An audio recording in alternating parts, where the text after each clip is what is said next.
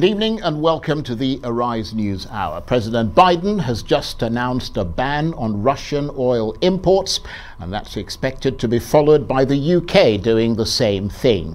In the meantime, let's try and cross live to the UK Houses of Parliament, where the Ukrainian President Volodymyr Zelensky is addressing British MPs via a video link. He hasn't started yet, but it's being seen as an historic moment, the first time a foreign head of state is speaking directly to MPs in the actual chamber, and we will bring that to you as soon as we've got it. And we have it now. Let's take you straight to the British Parliament and let's listen in to Volodymyr Zelensky.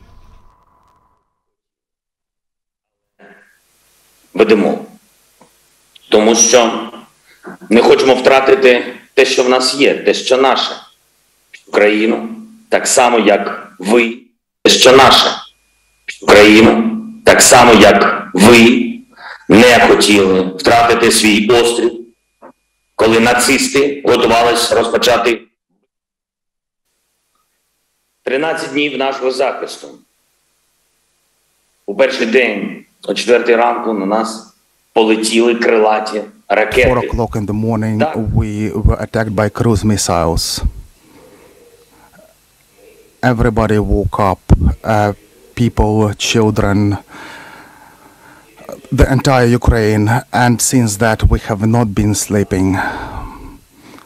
We have all been fighting for our country with our army. On day 2, we have been fighting airstrikes, and our heroic military servicemen on the island Zminy have been trying to fight when Russian Russian forces demanded that we lay down the arms.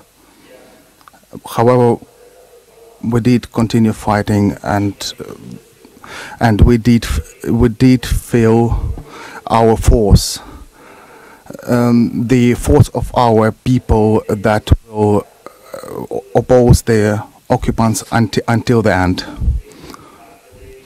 The next day, the artillery started fighting us.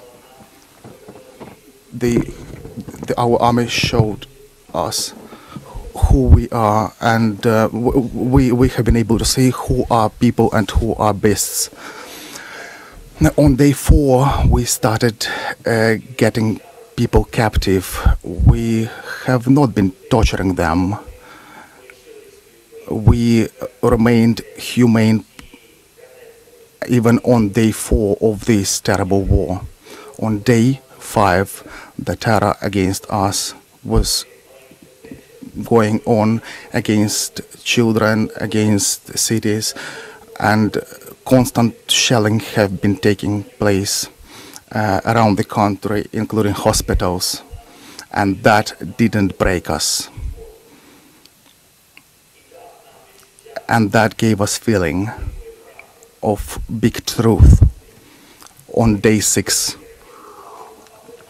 the Russian rockets fell on Babin Yar, that is the place where the Nazis killed thousands of people during the Second World War. And 80 years after, the Russia hit at them for the second time, and even churches are getting destroyed by shelling. On day 8, we have seen Russian tanks hitting the atomic power station, and everybody got to understand that this is the terror against everyone. On day 9, there was a meeting of NATO countries without the result that we were looking for. Yes, we did feel that. We did feel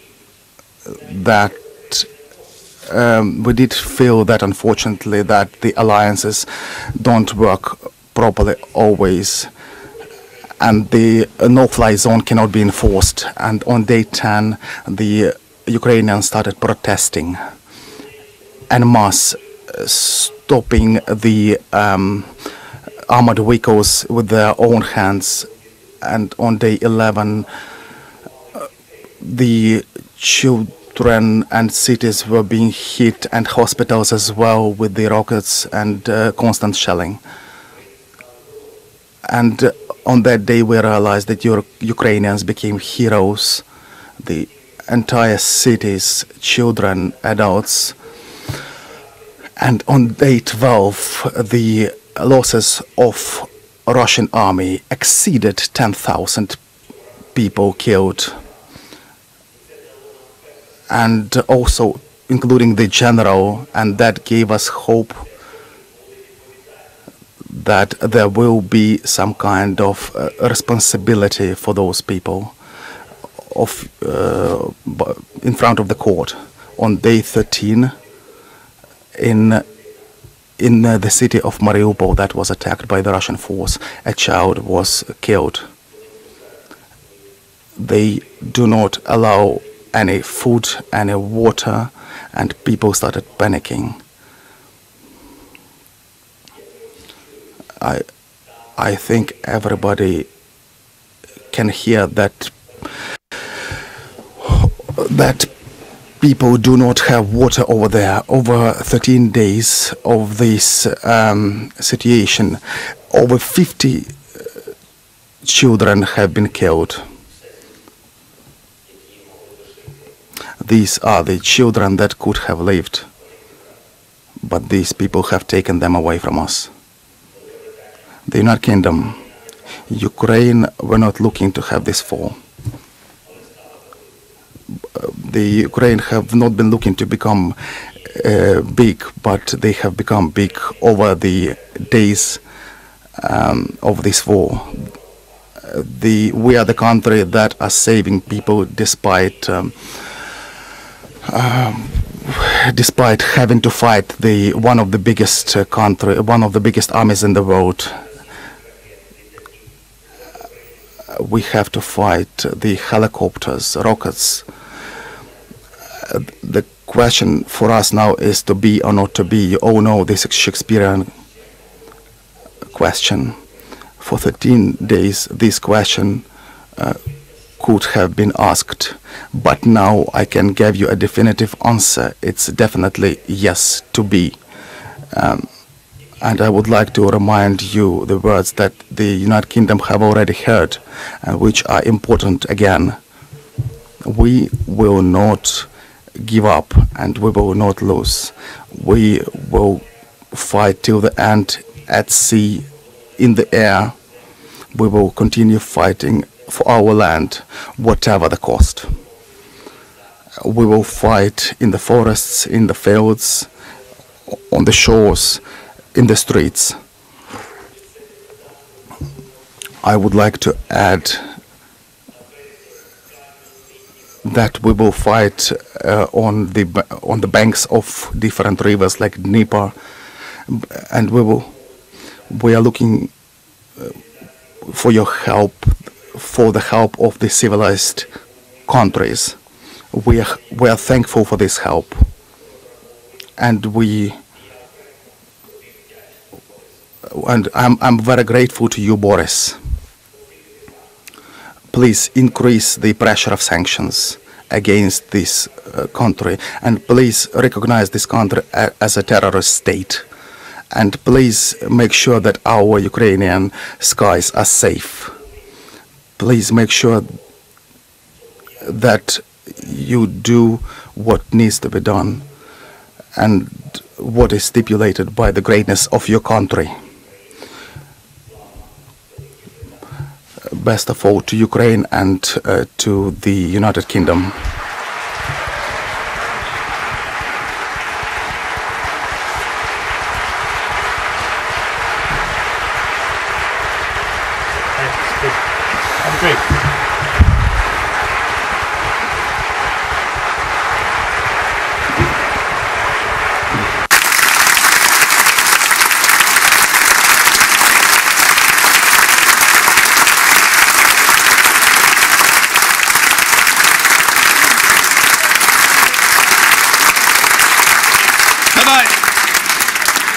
Thank you, Mr. President. On behalf of the House of Commons, I want to thank you for speaking to us and for giving us very clearly and powerful perspective of the tragic situation facing you and fellow Ukrainians. We have debated the situation in Ukraine numerous times in recent weeks, and I know that we will continue to do so, and that when we do so, your words will be resonating with us. I want to express the solidarity of the House of Commons with you, your compatriots, and we salute the courage of the people of Ukraine. Thank you, and our prayers are with you. Order, Mr. Speaker. Just let me say. We will now resume with the formal sittings of the House. Order, order. I will take the points of order from the leaders of the main parties before we return to the opposition day. I call the Prime Minister. Thank you, Mr. Speaker. A point of order, with your permission, Mr. Speaker. May I say that never before in all our centuries of our parliamentary democracy has the House listened to such an address. In a great European capital, now within range of Russian guns, President Volodymyr Zelensky is standing firm for democracy and for freedom. In his righteous defense, I believe he has moved the hearts of everybody in this House. At this moment, ordinary Ukrainians are defending their homes and their families against a brutal assault. And they are, by their actions, inspiring millions by their courage and their devotion. And I think today, one of the proudest boasts in the free world is "Ya Ukrainets," I am a Ukrainian. So this is a moment for us to put our political differences aside, Mr. Speaker, and I know I speak for the whole House when I say that Britain and our allies are determined to press on with supplying our Ukrainian friends with the weapons they need to defend their homeland as they deserve.